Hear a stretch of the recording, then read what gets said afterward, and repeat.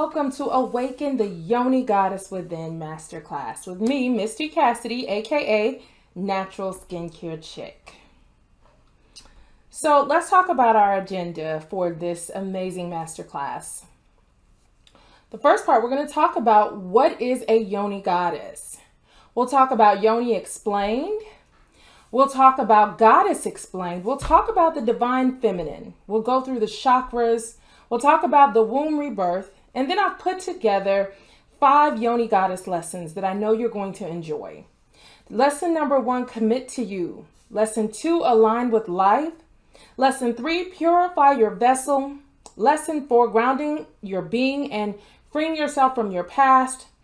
Lesson 5, speaking your truth. And then we'll go through Yoni Goddess exercises. So let's get started.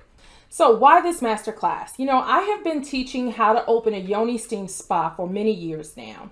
I've owned my own Yoni Steam Spa for several years, and I discovered that I could teach the physical piece of Yoni steaming, right? I can teach you how to become a practitioner. I can certify you as a practitioner through my company.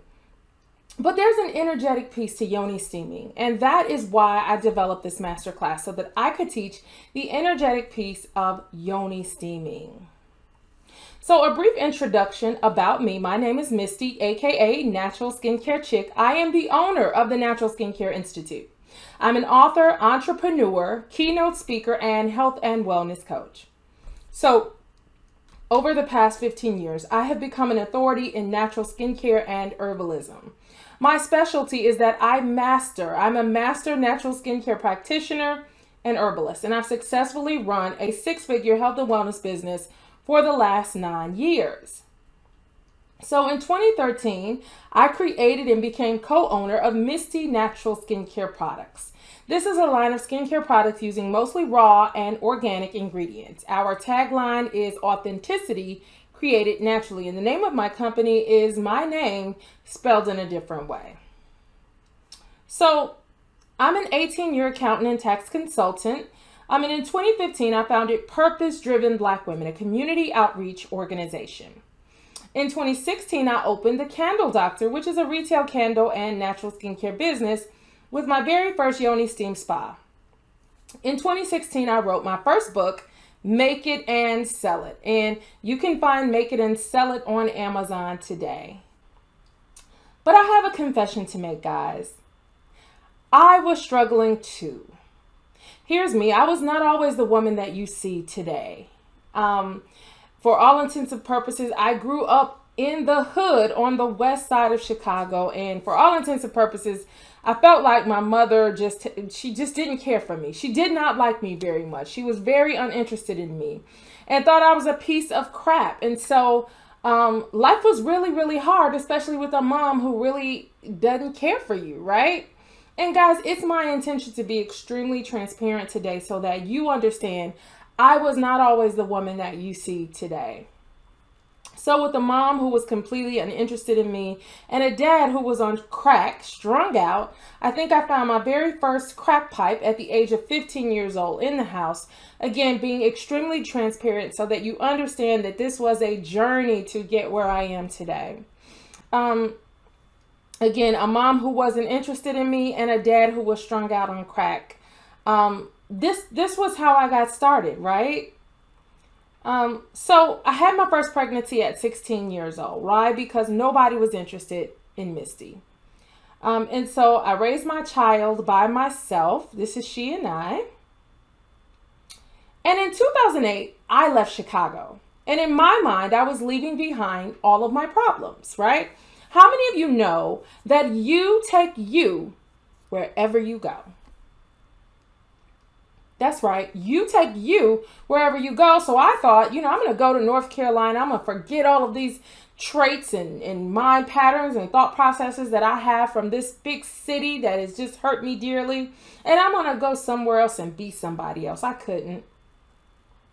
So the turning point for me was, number 1, I had to discover and admit that I needed something different to get to the next level. How many of you know that if nothing changes, nothing changes? Number 2, I had to change my consciousness. Your consciousness is your state of being. It's what you consent to. It's all that you consent to. It's what you believe to be true.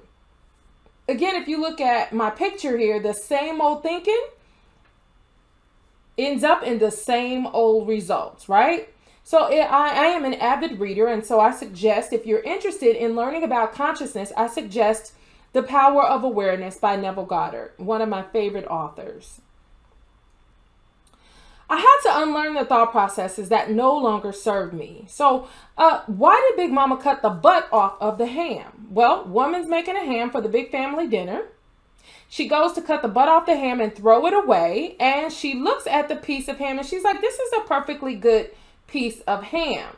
So she thought, well, Big Mama always did this. So she calls up Big Mama, right? And Big Mama says, well, Mama dear, she says, Mama dear, why did you cut the butt off of the ham? And she says, well, I don't know. My mom always did it. So they call Grandma. And Grandma says, my pan was too small.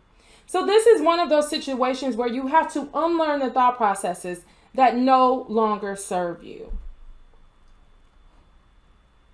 I had to reparent myself. Reparenting is the act of giving yourself what you didn't receive as a child. So our childhood is where the subconscious mind is formed, right? It's also where we learn how we process emotions and what relationships look like, how to hold boundaries, and countless other habits and behaviors. So ideally, our parents are two self-actualized people who allow their children to be seen and heard as the unique individuals they are. Now, the reality is that we live in a culture that does not teach conscious awareness. So most of us are born to unconscious parents, and this is why I'm suggesting that you read about consciousness. Unconscious parents are repeating the same habits and patterns they've learned. They're operating from a wounded space because of their own unprocessed emotions. So it's important to understand that parents can only parent from their own level of awareness. And y'all, it took me several years of therapy to understand just this.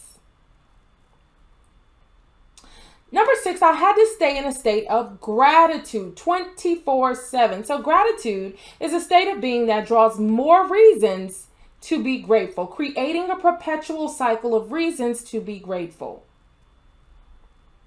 I also had to stay in forgiveness, y'all. This is really, really important because unforgiveness is like you drinking poison and expecting the other person to die. It's a silent killer that affects your manifestations. 8, I had to guard my ears and my eyes, my ear gates and my eye gates, because these are the windows to my soul. And y'all, your soul is where everything you desire is housed. I had to build my self-confidence because the universe and everyone else in it only responds to self-confidence. I'll share one of the ways that I continuously build my self-confidence is I have a journal, just a dollar store journal, and every day I put the date on it and I pick one thing. It doesn't have to be long, drawn out, crazy, because you're going to do this every day. You're going to do this so much that you know what? It becomes natural to you. Every day I put the date at the top and I say one of the things that I absolutely adore about myself. It's going to be tough at first because we weren't raised in environments that cultivated self-love. Today's entry for me was, I love my mothering. I love how I mother my daughter. Again, these are ways and techniques to build that self-confidence. And then 10, developing a daily routine of gratitude, love, compassion, forgiveness. And here's a big one, y'all, non-judgment. Every time you judge others, you judge yourself. So what happened next was rather unexpected. My life changed forever. My stress levels dropped and I accidentally got opportunities to shine using some of my hidden talents. The only pathway to lasting success is to stop chasing opportunities and start attracting them. Stop doing too much and start doing the right stuff.